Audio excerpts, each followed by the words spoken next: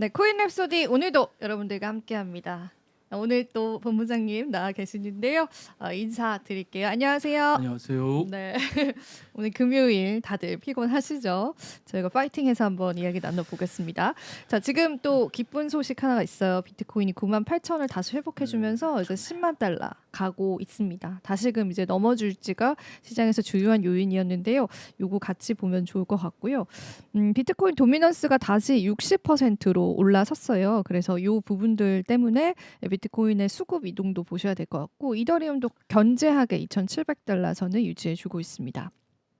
시세는 사실 자주 언급을 드리기 때문에 주요 코인만 좀 말씀을 드리자면 에이다 코인 쪽으로도 ETF 신청 이후에 급격하게 상승하고 조정이 있었는데 이제 그 부분도 다시 좀 올라서는 모습들이 나와주고 있고 수익 코인이 조금 많이 이제 간밤에 올랐어요. 7.9% 올라섰거든요. 그래서 요거 시세 흐름 보시면 될 것 같고 지금 수익 코인은 3.5달러 나타내고 있습니다.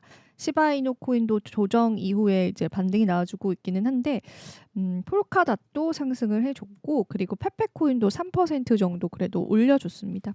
그래서 밈코인은 이제 크게 조정 이후에 다시금 좀 반등 양상이긴 한데 그래도 사실은 아직까지는 그 하락폭을 많이 만회하지 못했기 때문에 계속 지켜보면 좋겠고 그리고 여기 오피셜 트럼프는 상승을 못했어요. 뉴욕 증시 간밤에는. 그래서 지금 16달러까지 좀 떨어진 상황이고 많은 분들이 이제 아르헨티나 대통령 사건도 그렇고 이 이제 한 인물에 따른 밈코인에 관한 신뢰도도 조금 사라지는 것 같더라고요. 근데 어쨌든 뭐 트럼프 코인이다라는 그런 브랜드 네임은 있으니까 우리가 좀 지켜보면서 시장 이야기들을 계속 나눠보면 좋겠습니다. 오늘 몇 가지 또 이야기들 좀 나눠보겠습니다. 업비트 운영사인 두나무의 특별 세무조사가 들어간다고 하고요. 또 방금 이제 본부장님께서 저랑 대화를 나누면서 코빗 쪽도 세무조사 들어간다고 말씀해 주시더라고요. 그래서 이제 탈세 의혹, 코빗 함께 진행된다 이렇게 같이 이야기가 나왔는데 세무 당국이 이제 업비트를 운영하는 두나무에 대한 세무조사에 착수했습니다. 사실 이게 세무조사가 진짜 무서운 거잖아요. 기업 입장에서는. 그래서 이제 이 부분들 때문에 업비트가 향후에 어떤 그런 방향성으로 이루어질지 봐야 될 것 같은데 넥슨의 지주회사인 NXC가 최대 주주인 코빗. 사실 코빗은 국내에서는 가장 먼저 생긴 거래소였어요. 근데 이제 점유율적인 측면에서 업비트랑 이제 빗썸이 지금 많이 올라와 있죠. 근데 이제 코빗에 대해서도 세무조사를 진행을 했고 둘 다 역외 탈세 혐의를 겨냥한 것으로 알려져 있습니다. 서울지방국세청에서 서초구 두나무 본사에 사전 예고 없이 수십 명의 직원을 보냈다고 해요.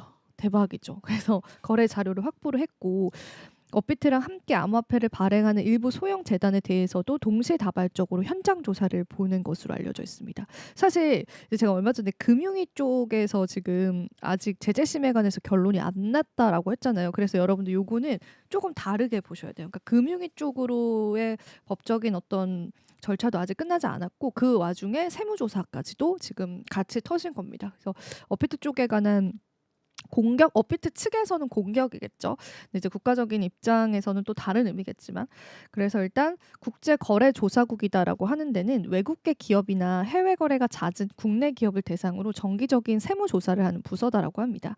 그리고 역외 탈세 혐의 등이 포착이 될 때는 이제 특별 세무 조사를 진행을 하는데요. 역외 탈세 등 해외로 송금되는 자금 흐름에 탈세 혐의가 포착이 돼서 국세청이 조사에 나섰을 가능성이 크다는 의미입니다. 조사 결과 외국 환거래법 위반 혐의가 포착되면은 이게 검찰 쪽으로까지 넘어갈 수 있다고 해요. 그래서 글쎄 업비트가 이제 어떤 아직 입장을 내놓을지는 아직까지는 이제 확인이 안 되고 있거든요. 저희가 이게 실시간으로 보는 기사여서. 근데 일단 업비트는 고객 확인 제도라고 하죠. KYC 제도 위반 등의 자금 세탁 방지 의무를 제대로 이행하지 않았다는 이유로 신규 고객의 입출금 제한을 비롯해서 담당 임직원에 대한 제재를 사전 통보받은 상태입니다. 그러니까 제가 앞서 말씀드린 것처럼 금융위 쪽으로의 제재가 이미 나와 있는 상황인데 이제 여기에서 탈세 혐의까지도 같이 조사를 받게 된 거죠. 그래서 이 금융위원장은 지난 18일 국회 업무보고서에서 제가 이 소식도 이제 18일 날 전해드렸거든요. 업비트 제재심이 조금 길어지고 있다라는 그런 질문에 대해서 조속히 결론 내겠다라고 이렇게 이야기를 했습니다. 그래서 지금 세무조사가 들어갔고 이제 현장으로 이제 갑자기 조사를 시작을 해서 관련한 거래 자료를 이미 다 이제 뽑아왔다고 해요. 물론 이제 내부적으로 알았으면은 업비트 측에서도 뭔가 어떤 조치가 있었을 텐데 그런 거는 지금 없는 것 같고 그래서 업비트의 그 한번 입장문도 좀 봐야 될 것 같습니다. 그것도 좀 그 관심 있게 여러분들 보시면 될 것 같아서요. 여기 한번 코빗이랑 같이 특별 세무조사 들어갔다고 여러분들 같이 보시면 되겠습니다. 자, 그리고 또 저희가 요것도 한번 이야기해 볼게요. 빗썸이 전산장애로 신규 상장 코인 수수료를 100배를 거뒀다라는 이야기를 그 보도가 했습니다. 1시간 동안 수수료 100배를 수치를 했고 홈페이지에 환급 공지를 올렸습니다. 그 내용도 좀 보셔야 될 것 같아요. 그래서 빗썸이 전산 장애로 금융 소비자들에게 평소 수수료의 100배를 수취한 사실이 지금 드러났습니다. 그래서 신규 상장된 가상자산에 대해서 잘못된 수수료가 적용이 됐다라고 하면서 그 공지를 14일 오전 자산 홈페이지에 게시를 했어요. 근데 이게 그래도 이제 빗썸 측에서 우리가 수수료를 잘못 계산했다 이러면서 이제 공지를 내린 부분이어가지고 그래도 이제 어디서 이제 딱 이제 잡아낸 그런 건 아닌 것 같아요. 그래서 이번 수수료 오류 같은 경우에는 빗썸이 신규 가상자산인 스토리코인을 상장을 하면서 발생을 했고요. 1시간 동안 스토리코인을 거래한 일부 이용자들에게 0.04의 이제 100배의 수수료인 4%를 부과했다고 합니다. 근데 이거는 빗썸 측에서 인정할 수밖에 없었던 게 너무나 그 수수료 갭 차이가 컸기 때문에 당연히 이제 투자자분들께서는 이상하다라는 걸 감지를 하셨을 거예요.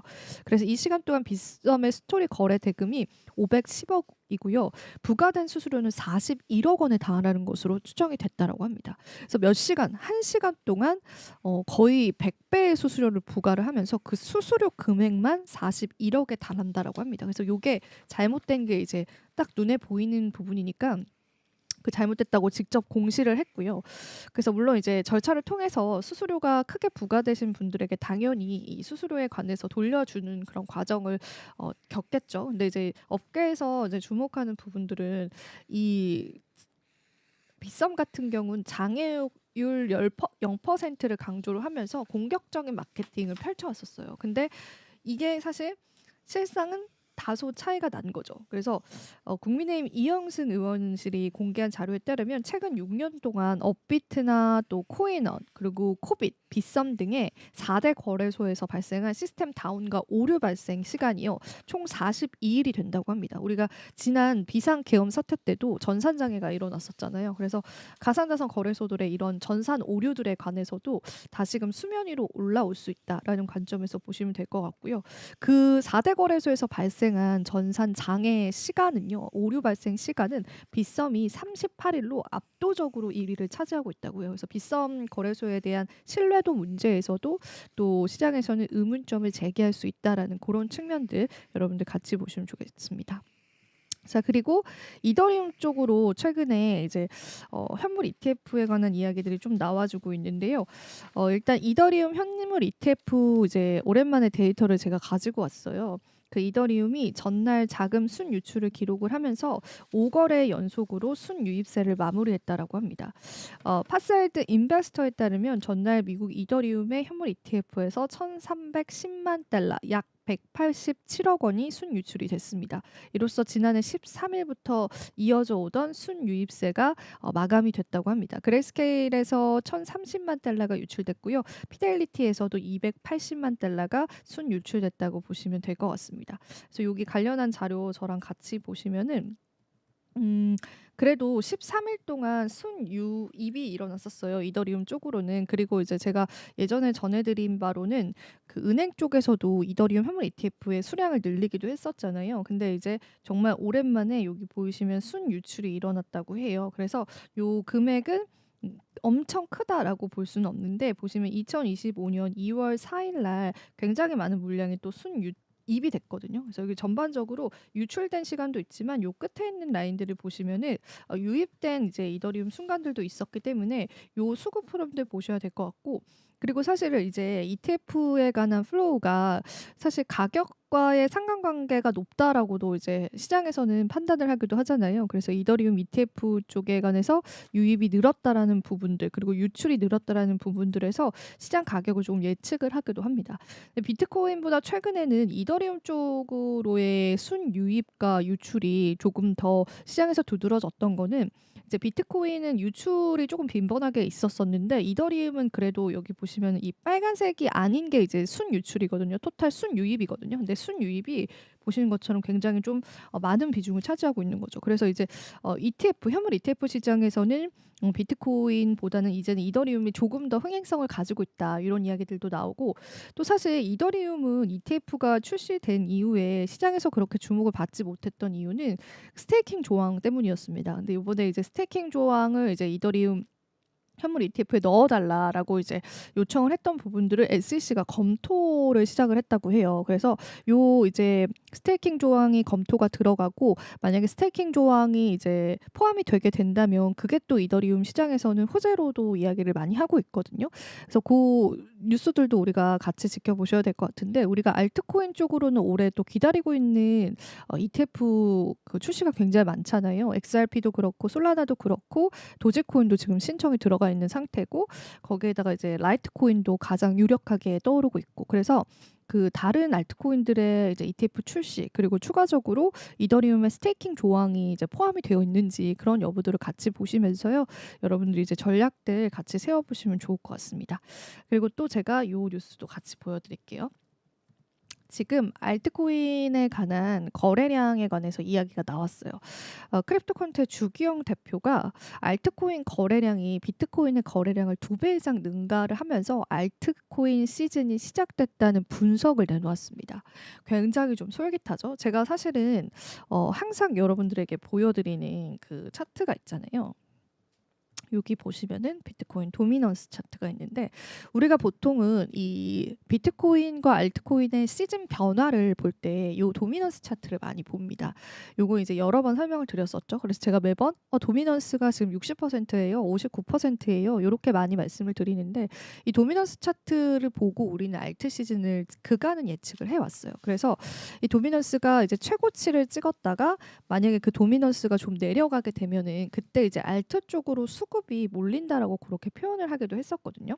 그래서 이제 전체적인 우리가 또 시장의 수급 동향을 볼 때 너무나 좋은 지표였죠. 근데 이제 주기영 대표는 이제 이 도미넌스가 의미가 없다라는 주장을 했습니다. 그러니까 우리가 지금까지 신뢰를 하면서 봐왔던 도미넌스 차트가 크게 의미가 없고 이제는 거래량에 좀 주목을 해봐야 된다라고 했습니다. 그래서 이제 본인이 이제 크립토컨트의 대표니까 그 온체인 지표를 보여주면서 지금 알트 시즌 시작이 됐다 이런 이제 코멘트를 남기기도 했어요. 그래서 조금 더 자세히 저랑 이야기를 좀 나눠볼게요.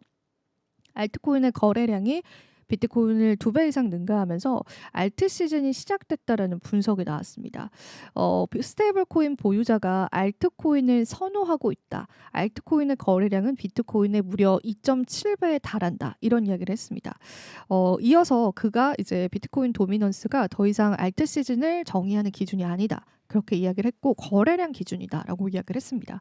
그런데 하지만 현재 같은 경우에는 DYOR 즉 스스로 조사하고 충분한 이해를 통해서 투자를 결정을 해야 한다. 그러니까 무조건 또 이제 이런 온체인 지표를 신뢰하지 말아라라는 그런 위험성도 언급을 하기도 했었는데요. 조금 이 지표 자세히 저랑 한번 살펴볼게요. 여기가 이제 거래량을 나타내는 거예요. 볼륨 지수죠.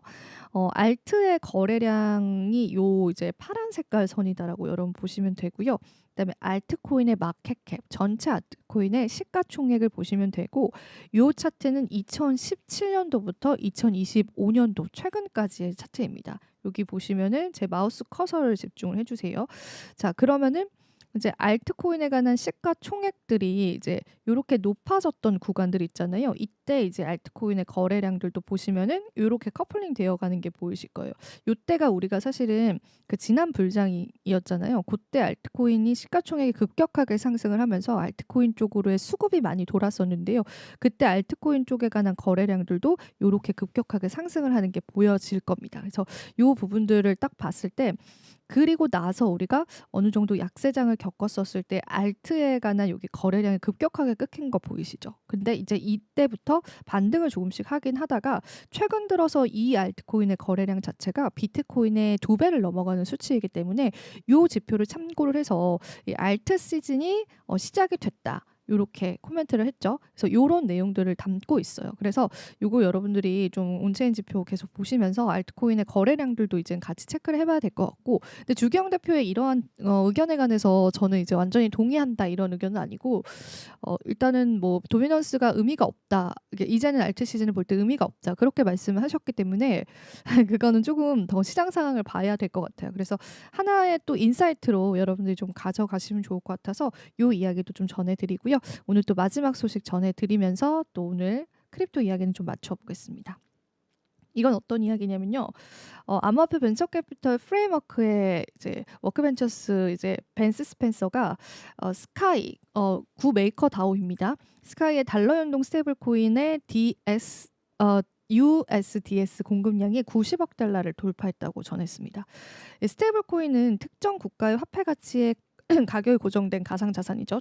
제일 이제 스테이블 코인으로 많이 쓰이는 테더 스테이블 코인은 달러라는 가치에 고정된 스테이블 코인이잖아요. 달러 연동 스테이블 코인은 준비금으로 달러 현금과 미국 국채 등을 보유하는 것을 뜻합니다. 그러면서 USDS도 현금이나 채권이 아닌 제3의 특징을 지니는데요. 기술적으로는 달러 인덱스와 이자를 합친 수치를 추종을 합니다. 또 락업이 되는 등의 위험 요소가 없다는 특징을 지니고 USDS의 공급량의 상한선은 현재로서는 가늠할 수 없는 부분이다라고도 이야기를 했습니다. 쭉 얘기 같이 볼게요. 이와 관련해서 스카이는요. 그동안 사용자들은 낮은 수익률과 지속 불가능이라는 리스크 중 하나를 선택을 해야 된다. 이를 해결하기 위해서 USDS를 출시해서 새로운 저축 표준을 제시하게 된 것이라고 강조를 했습니다. 지난해 리브랜딩을 발표하면서 기존에 비해서 담보 옵션과 달러 대비의 가정 고정 관리 전략을 보유한 USDS를 공개를 했는데요. 리브랜딩 통해서 새로운 이용자들과 금융업계에서도 스테이블 코인을 사용할 수 있는 솔루션을 제공했다라고 합니다. 근데 이 부분에 관해서 공급량이 굉장히 많이 이제 늘어가고 있다라는 게 오늘 또 기사 중에 하나였어요. 그래서 이 공급량 추이를 보면서 암호화폐 시장에 관한 유동성들을 우리가 같이 대입을 해서 확인을 해볼 수 있다라고 보시면 되고요. 이거랑 번외로 이제 스테이블 코인 최근에 그 물량이 굉장히 많이 늘어가고 있거든요. 근데 그 스테이블 코인의 물량이 늘어가는 거를 약세장이다라고 또 분석을 하는 분석가들도 있었어요. 그래서 그런 내용들도 여러분들 같이 좀 보셔야 될 것 같고, 그리고 추가적으로 이제 아까 보여드린 거래량 지표 같은 경우에는 스테이블 코인 자체가 비트코인이 아니라 알트코인 쪽으로 채택되는 경우들이 좀 많다라고 합니다. 그래서 그 부분들 때문에 알트코인 시즌 그리고 알트코인 거래량의 상승 이런 것들을 얘기했던 거라서 여러분들이 여러 가지 다각화해서 또 시장을 분석을 해보시면 좋을 것 같습니다. 자, 오늘 또 암호화폐 뉴스들 빠르게 좀 전해드렸는데요. 지금 그래도 비트코인 98,000달러 선 계속 유지해주고 있기 때문에요. 추가 시장의 호재가 있으면은 또 저희가 같이 한번 다뤄보도록 하겠습니다. 그럼 본부장님께 한번 자리를 토스를 해볼게요. 네. 네, 반갑습니다. 네. 네. 오늘 무슨 헤드라인일까요? 네, 일단 헤드라인을 보지 마시고요. 일단 제목으로 바로 넘어가겠습니다. 시간이 좋습니다. 없어서. 네, 시간 죄송합니다. 아니, 시간 많이 제가 안- 너무 길게 했나요? 아니요, 벌써 짧게 30분인 하셔가지고 벌써 30분이 30분이에요? 아니고 늦게 시작하셔가지고 그렇긴 했죠. 예, 네. 시간을 잘못 보셔가지고 지금 음. 별로 짧게 하셨습니다. 너무 짧게 하셔가지고. 자, 챗GPT 주간 사용자가 4억 명을 돌파했다는 얘기인데요. 사실 딥시크 때문에 챗GPT를 별로 사용 안 할 것 같고 유료 이용자라. 근데 사실 저도 이제 써보니까 챗GPT가 너무 편해요. 사실은. 그리고 이제 기본적으로 그록은 사실은 이게 사실 그록을 잘 모르시는 분들은 이게 그록이 이게 사실은 필터링이 좀 없어요. 그러다 보니까 이제 이게 너무 그림이나 이런 것들 그대로 가지고 저작권에 대한 염려가 좀 있어요. 그러니까 이게 어떤 이미지 생성이나 이런 것들이 필터링이 너무 없다 보니까 그냥 그대로 가져오는 이게 그림이 아니라 사진이라는 느낌이 좀 드는 게 좀 많아요. 그래서 이런 것들이 좀 조심을 해야 되는 부분이 좀 있어서 그록을 쓰실 때 좀 조심하셔야 됩니다. 그러니까 이 부분을 좀 저작권 부분을 좀 조심해야 되는 부분이 있고 챗GPT는 그런 면에서 좀 쓰기가 너무 편해요. 그리고 나머지 제미나이나 이런 부분들은 명령어나 이런 것들을 되게 신경을 써야 되는 부분이 많이 있어요. 그러니까 요게 아직도 좀 익숙해지는데 최적화되는데 좀 시간이 걸릴 것 같고요.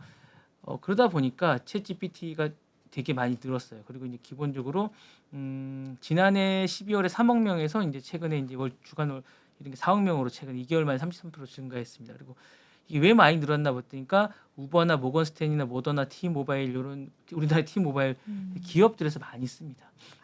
네, 많이 쓰고요. 많이 쓸 수밖에 없어요. 써보면 아십니다. 돈 주고도 쓸 정도로 많이 쓰게 되고요. 기본적으로 학생들도 숙제하실 때 이럴 때 많이 쓰게 됩니다. 저도 뭐 이제 이게 없으면 그러니까 이게 검색하고 또 다르게 이게 검색을 하게 되면 이걸 안 쓸 것 같은데 검색하기 또 다르게 검색을 그러니까 제가 볼 때는 구글이나 요런 사용자들도 많이 뺏어가게 되는 이런 효과가 있습니다. 그러니까 검색을 요즘 안 하게 돼요.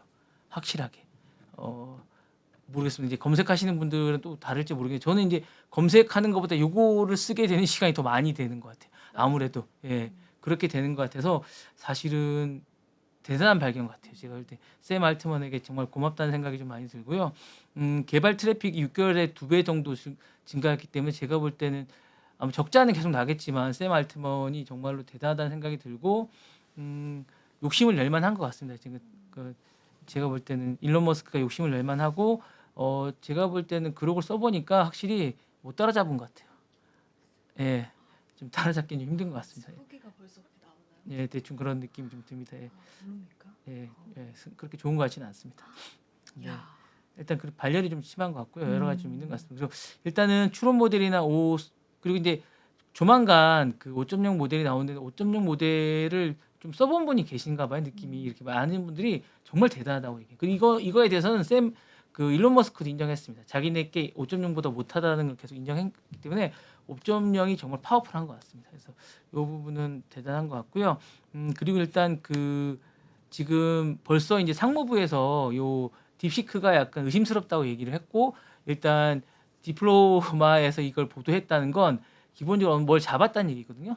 그러니까 이게 사실은 이들이 얘기하는 저가형 모델로 만든 건 아닌 듯한 느낌이 좀 들어요. 의심스러운 부분이 좀 있기 때문에 엔비디아를 뭐 진짜로 유학생들이 몇 개를 가져가서 훔쳐가서 이렇게 했는지 모르겠지만 의심하는 부분이 좀 있는 것 같습니다. 그래서 그 부분을 만들었고 이제 그거를 제재를 가할 것 같은데 그러면 업그레이드가 실질적으로 안 될 수도 있는 부분이 좀 있는 것 같아요. 그러니까 그 전에도 이제 그 화웨이가 자기네들이 계속 뭐뭐를 만들겠다고 공언을 했는데 사실상 그 업그레이드된 신제품들이 안 나왔습니다. 그 기존에 이제 제재를 가한 이후에 그런 제품들이 안 나왔다는 걸 볼 때 제가 볼 때는 상무부의 제재가 효과를 본 거거든요. 그럼 이제 이 부분에 대해서 엔비디아의 그런 모델들을 이제 제재를 가하겠다 상무부가 얘기하고 나서 만약에 딥시크가 그 업그레이드된 모델이 안 나온다 이렇게 되면 사실은 제가 볼 때 일론 머스크나 상무부의 그 예정이 맞아 떨어지는 거거든요.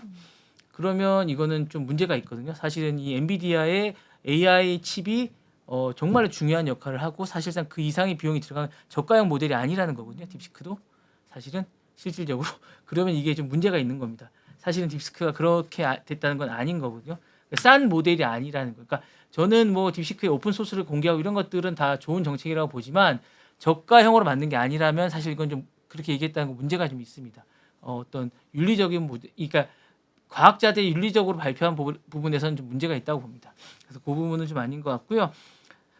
딥시크나 뭐 이런 다운로드 부분에서 1위를 차지했지만 어쨌든 챗GPT를 인기몰이 했지만 정보 유출을 우려했던 미국, 일본, 한국, 대만, 이탈리아 등이 이런 것들을 안 하다 보니까 아무래도 챗GPT를 많이 쓰게 되는 것 같고 생각보다 딥시크가 편하지가 않아요. 제가 써보니까. 그리고 일단 언어 부분에서 이제 한국어나 이런 것도 호환이 잘 안 됩니다. 영어나 중국어 위주로 많이 돼 있다 보니까 그런 부분 언어적인 측면에서 좀 어려움이 좀 있습니다. 이런 부분들이 사용자들에게 좀 최적화되어 있지 않은 부분 이런 것들이 좀 아쉬움이 있다 보니까 아무래도 이제 챗GPT를 많이 쓰게 되는 게 아닌가라는 생각이 듭니다. 자, 다음 소식 좀 전해드리겠습니다.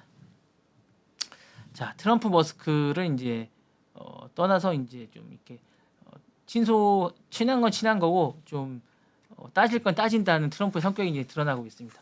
최근에 트럼프가 이제 일론 머스크가 이제 인도의 모디 총리를 만났습니다. 그래서 이제 거기다 공장을 짓겠다. 이건 사실은 머스크가 하고 싶었던 게 아니에요. 사실은 머스크가 하고 싶었던 게 아닌데 모디 총리가 이제 자기 총선이 있다 보니까 공장을 지어달라고 좀 했어요. 왜냐하면 상하이에 공장이 있는 데다가 돈이 지금 없기 때문에 사실 짓고 싶지 않았어요. 그리고 사실은 관세 때문에 머스크는 사실 그 공장 자체가 미국에 있는 게 좋아요. 그래서 이제 인도에 짓고 싶지 않았는데 모디 총리가 이제 그것 때문에 어쩔 수 없이 뭐 그냥 제스처로 지어주겠다라고 이제 그쪽에 얘기를 했고 사실 인도는 타다 자동차가 원체 강사라서 그쪽에 마진도 다 안 나와요. 사실 고가기 때문에 인도는 저가 자동차랑 뭐 중국 자동차가 원체 강세를 하기 때문에 그쪽에 뭐 남지도 않는데 어쨌든 그런 자체를 트럼프는 못마땅하게 하고 있거든요. 그래서 이제 테슬라가 인도 자동차를 진출한다는 요 얘기가 나오자마자 관세 정책에 관해서 인하 정책을 인도 정부가 이제 하겠다고 얘기해서 100%에서 15%를 하겠다고 얘기를 했더니 이제 트럼프가 건설을 반대한다고 공식적으로 얘기를 했습니다. 전기 관세를 지적하면서 불공평한 일이다라고 얘기를 했습니다. 그러면서 이제 모디 총리와의 이제 회담을 돌연 취소해 버렸어요. 화가 나가지고. 그러면서 이제 경고도 했습니다. 머스크한테 너 그러지 말라고. 네, 그렇게 얘기하면서 압박을 가하면서 이제 요 부분을 취소하라고 머스크한테. 머스크도 이제 일단 기본적으로 얘기를 안 했고요. 그 다음에 이제 그 1921년에 이제 트럼프가 떨어지고 나서 그 의사당을 진입했던 일이 있었어요. 알아요. 예, 그러면서 이제 이 폭동이 일어나면서 이제 그 부분을 약간 염려하면서 바이든 눈치를 보면서 X하고 그 기본적으로 메타의 그 계정을 페이스북 계정을 폐쇄시킨 게 있습니다. 그러면서 뭐 이제 트럼프가 이제 그거 화가 나가지고 그 계정을 폐쇄시켰다고 소송을 한 적이 있습니다. 그러면서 2021년에 이제 소송을 했는데 그게 이제 지지부진했어요. 그 이제 그러면서 지지부진하면 소송이 막 되고 있었는데 그게 이제 극적으로 최근에 이제 소송 합의가 됐어요. 당선이 되고 나서 이제 화해 차원에서 메타가 2,500만 달러 합의금을 지불하고 X도 저는 이 X는 친하다고 돈을 안 줄 줄 알았어요. 최근에 또 받더라고요. 싸게 좀 받긴 좀 싸게 막았어요. 근데 그것도 1,000만 달러. 아이고. 친한 거고 돈은 받더라고요. 네, 저도. 좀 깎아줘서 막았었어요. 공과 사는 구분해야죠. 네, 공과 사는 구분하다. 네, 이분 해야죠. 공사는 구분하시더라고요. 그래서 그 싸게 막아서 1,500만 달러 깎아줬어요. 메타는 비싸게 받았어요. 네. 예.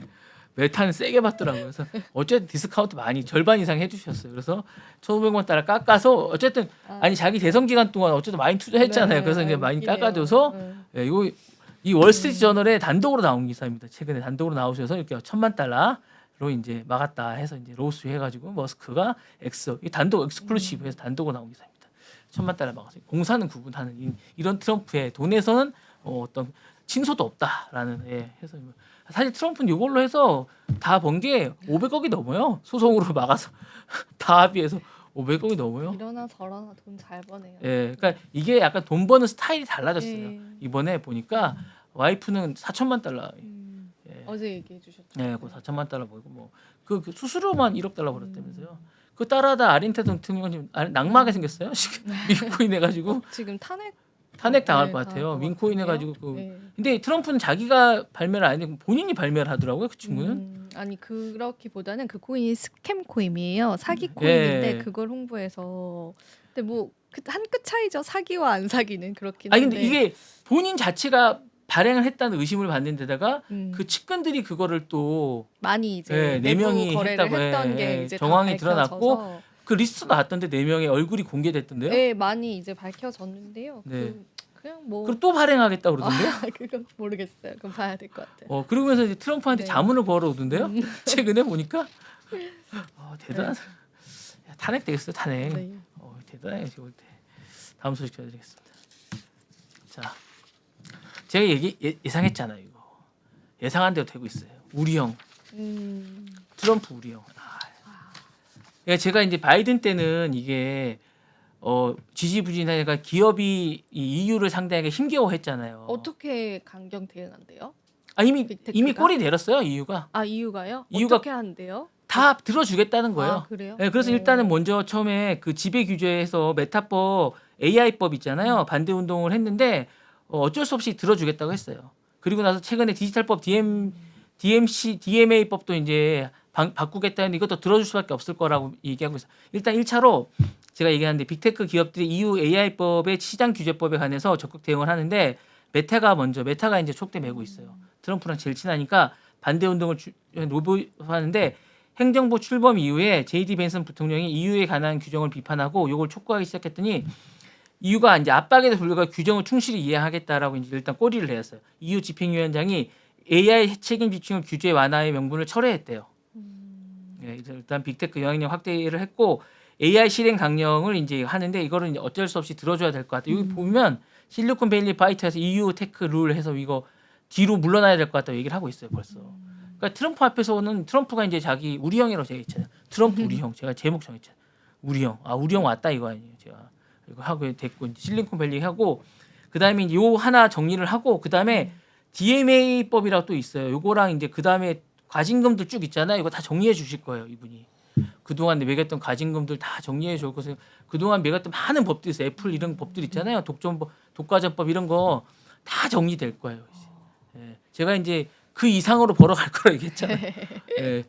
이게 덩치가 맞지 않는 법 이유가 상대했던 걸 이제 트럼프가 다 정리해 줄 거라고 제가 이유랑도 좀 사이 안 좋은 것 같더라고요 요즘에. 그러니까 네. 뭐 전쟁 그것도 전후사정 그 그러니까 히토리 있잖아요. 예 그런 것도 있고 패싱하는 느낌이던데요. 네. 그래서 이제 그 이유도? 부분도 해서 이제 그 부분 때문에 지금 사이가 안 좋은데 이제 제가 볼 때는 그러니까 사이즈에 맞게 상대하자고 지금 계속 얘기하고 있는 것 같아요. 트럼프가 왜 나라가 연합해서 기업을 싸우고 죽이냐. 있냐. 예. 그러니까 나라가 연합해서 왜 기업을 상대하고 있느냐. 이건 이유가 잘못된 왜 거다. 그런 일을 하느냐. 너네가 그렇게 하냐. 기업 대 기업을 하든가 나라 대 나라들을 하든가. 그리고 왜 나라가 연합해서 나라가 전체 연합해서 한 나라를 싸우고 있느냐. 그쵸, 한 그럴 기업을 수 있죠. 다 때리고 있느냐. 네. 그건 아니다. 과도한 예, 면이 그건 있었긴 잘못됐다라고 했어. 이제 네. 트럼프는 주장하고 있는 거예요. 차라리 나라가 연합해서 연합한 나라끼리 싸우던가 한 나라가 한 나라끼리 대항을 해야지 그렇게 주장하고 있는 거죠. 과도한 면이 있긴 했어요. 그것도 잘못된 건 사실 네. 강대국을 예, 하면 안 되는데 인정합니다. 일부는. 예. 네. 어쨌든 그렇게 네. 얘기하고 있어서 이제 우리 형이 왔다고 이제 얘기하고 있어요. 이게 일어날 일이었어요. 사실 제가 늘 예상한 대로 일어나고 있습니다. 네, 역시 일어나고 있군요. 근데 우리나라 뭐 하고 있는지 모르겠습니다. 삼성이나 SK가 우리 형을 상대하고 있으니 이게 참 되겠습니까? 우리는 각자 도생입니다. 네, 근데 좀 다행스러운 게 이 우리 형이 자기가 총리까지는 상대하는데 총리 대행은 상대 안 하겠다는 거 아니에요. 그렇죠. 그래서 우리가 아직까지 네, 대응을 못 하고 네, 있습니다. 각자 도생입니다. 다음 순서입니다. 넷플릭스가 멕시코 투자에 지금 10억 달러를 투자한다고 합니다. 그래서 이거 잠깐 뭐 단신형으로 잠깐 가지고 온 건데요. 4년간 1억 달러, 1조 3,800억 원을 투자하고 매년 20편의 영화를 제작 계획을 발표했습니다. 그래서 이제 멕시코 대통령이시죠, 이분 유명한 여자분이신데 저 이탈리아 총리와 함께 미인분으로 유명하십니다. 이렇게. 네, 그때 보여주셨었어요. 예, 이분 여성 파워를 해서 입지를 강화하고 기존의 로마 누가 사라를 죽였을까 클럽 대 쿠에르보스라는 그 기존의 경험을 발표를 하고 그렇게 이제 쭉 해서 멕시코 일자리 창출과 영화 성장 기대를 하게 된다는 겁니다. 그래서 요 관련된 것들은 이제 계속 할 예정이라고 하고요. 저는 뭐 나르코스 멕시코 편이 제일 재밌어가지고 사실 그 편. 그 보셨어요? 네네네. 저 보려다가 시간이 없어가지고. 꼭 보십시오. 왜냐면 그게 길더라고요. 네, 아니 하루에 다 봅니다. 시즌 하나 나왔어요? 몇 개 나오지 않았어요? 많이 나죠. 그러니까 그죠. 이게 나르코스가 콜롬비아 편부터 시작하거든요. 이게 3편이 이제 멕시코 편인데 그게 제일 재밌습니다. 예. 콜롬비아 편은 이제 원래 이제 유명한 거고 그게 이제 입지전 여름입니다. 3편이. 예, 그게 이제 봐야겠다. 예, 주말에 한번 봐요. 예, 한번 보십시오. 네. 잘 만들었습니다. 그거 찍다 또 죽을 뻔했습니다. 진짜. 네, 재미있습니다. 보십시오. 네. 그 외에도 뭐 많이 있습니다. 예. 멕시코가 원래 이제 전 한 번도 안 가봤는데 가보고 싶은 나라 중에 하나입니다. 네, 한번 가보십시오. 네. 예. 자, 이거. 휴가가 없어서. 예.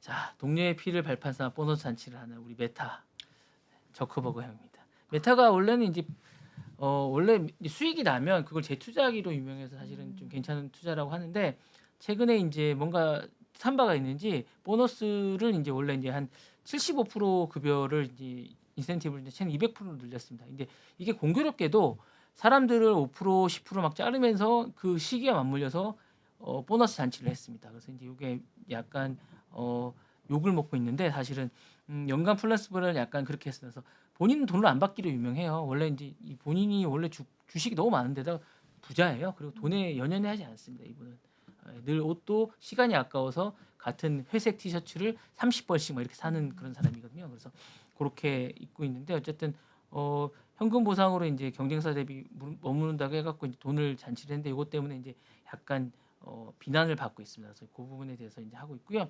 전체 인원의 어쨌든 10% 정도 한 2,000명 정도를 최근에 또 계속 이제 해고를 했고 스톡 옵션 같은 것들을 이제 근데 돈을 좀 많이 주기 시작했고요.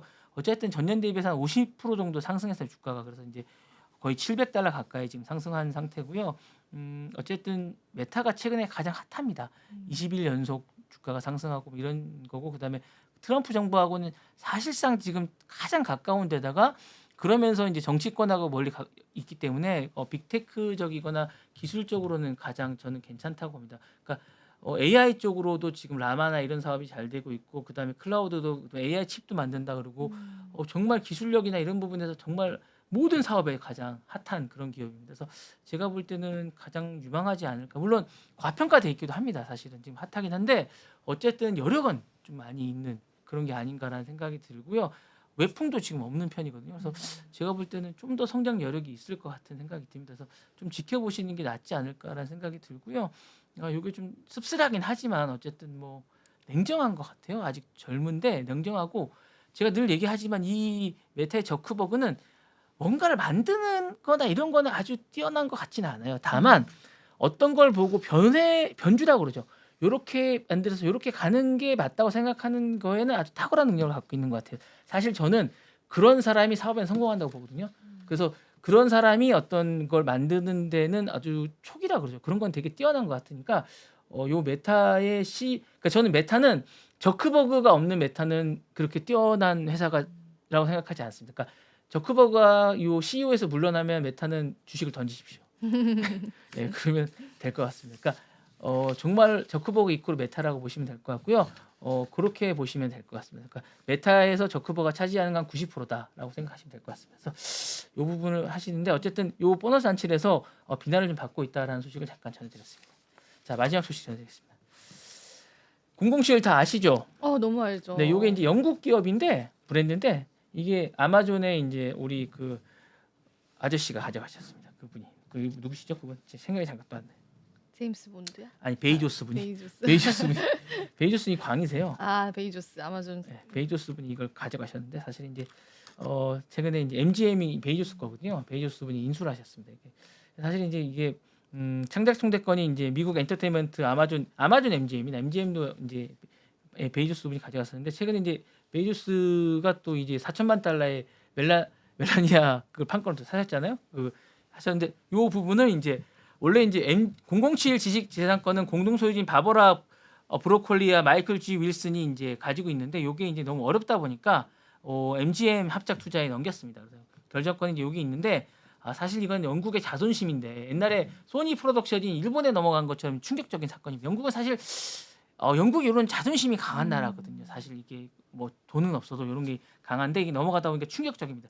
요게 이제 1961년에 설립이 돼서 2021년까지 25편의 본드 영화를 만들었습니다. 그러다 보니까 요게 상징적인 영국의 어떤 그런 영화고 음악 앞에 딱 지금 말은 잘 못하겠지만 요 하면서 이제 약간 이 독수리 눈 같은 약간 이런 게 나오면서 딱 나오는 게 있지 않습니까? 어떤 영국의 정체성 같은 그런 건데 이게 넘어가면서 이제 좀 그러면서 근데 007 시리즈가 No Time to Die 이후에 4년간 이제 이게 지금 발표작이 없었는데 사실 이게 지금 누가 나올지 또 지금 제임스 노턴, 에런 타임러 존슨, 시오 제임스 여러 사람이 나오고 있는데 지금 이게 누가 나올지 지금 궁금한데 베이조스한테 지금 X에서 누가 나올지 막 댓글이 붙고 있습니다. 그래서 글을 남겨서 다른 사람이 궁금하고 있는데 사실 많은 분들은 이 원래 그 영국 쪽으로 좀 해달라고 미국 쪽으로 바뀔까봐 미국 쪽으로 바뀌면 약간 너무 오락물로 바뀔까봐 걱정하고 영국은 약간 딱딱하면서 약간 영국의 그 느낌이 있죠. 그러니까 뭐 네. 그 미션 임파서블 같은 느낌. 아까 미션 임파서블 같이 바뀔까 봐 걱정하는 거예요, 사람들이.